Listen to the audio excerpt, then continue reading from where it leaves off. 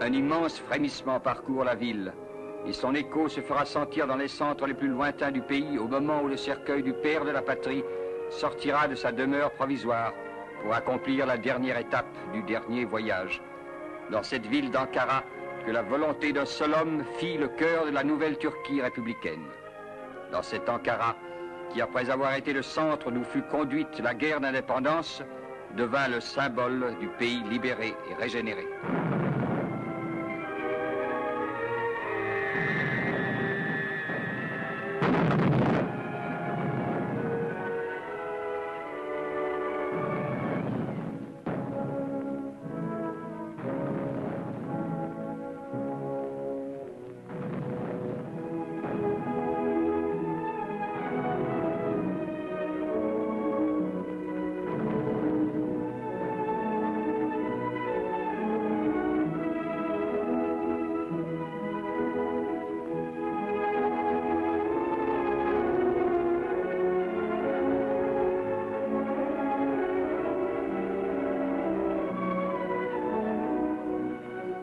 Et tandis que le cortège se forme, tandis que le cercueil se meut lentement vers son extrême demeure, suivi par la sœur du défunt, par le président de la République, par le président de l'Assemblée nationale, par le gouverneur d'Ankara, par les membres du gouvernement, par les autorités civiles et militaires, par les chefs des missions et les membres du corps diplomatique, en un mot par toute la population de la capitale.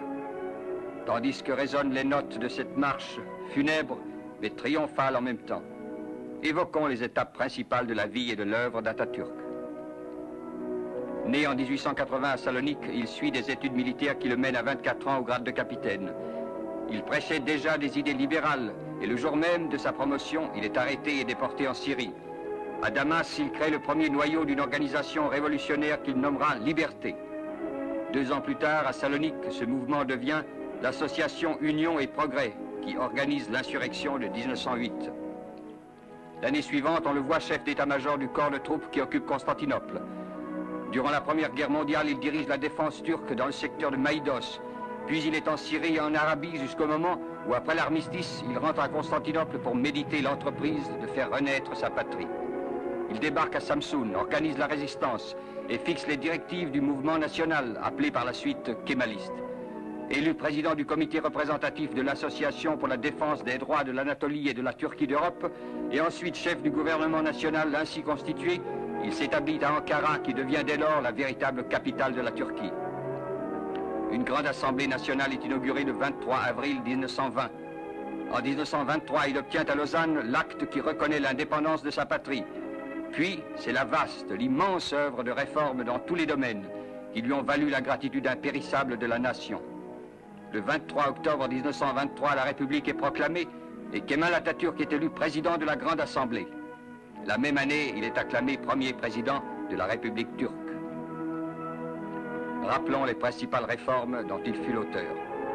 1924, abolition du califat, création d'un État laïque et suppression des tribunaux religieux. 1925, abolition de la dîme, adoption du couvre-chef occidental, suppression des séminaires musulmans. 1926, adoption par la Turquie du Code civil suisse, d'où la monogamie devient officiellement obligatoire. 1928, adoption de l'alphabet latin. 1932, liberté de culte pour toutes les religions.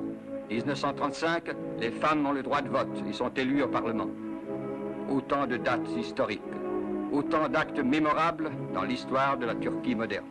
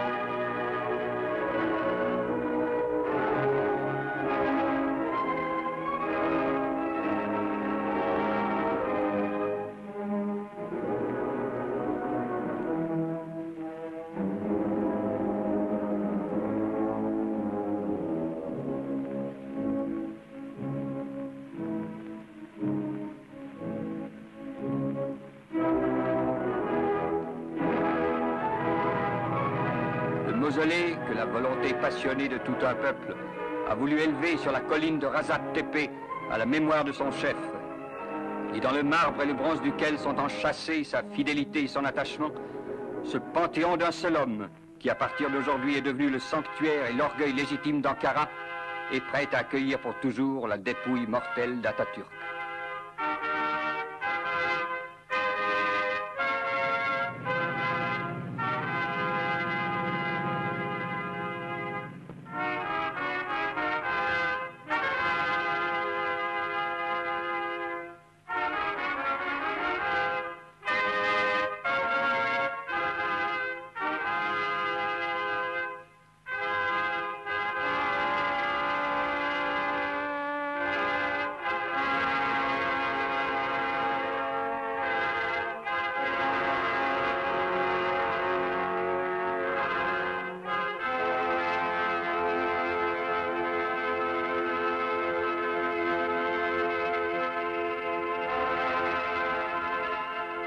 Écoutons l'hommage de la patrie prononcé par le président de la République. Seni halife yapmak, padişah yapmak isteyenler oldu, iltifat etmedin.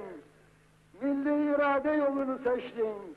Hayatı ve şahsiyetini milletinin hizmetine vakfettin.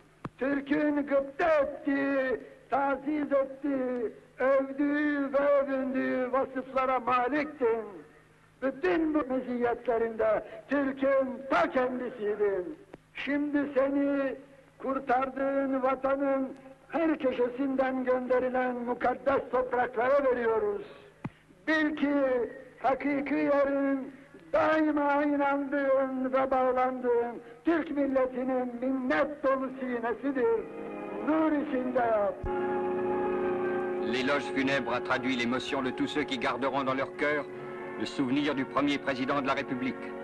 Un souvenir qui ne s'effacera jamais, car aujourd'hui, Kemal Atatürk, le père de la patrie, le bienfaiteur de la nation, est entré dans l'immortalité.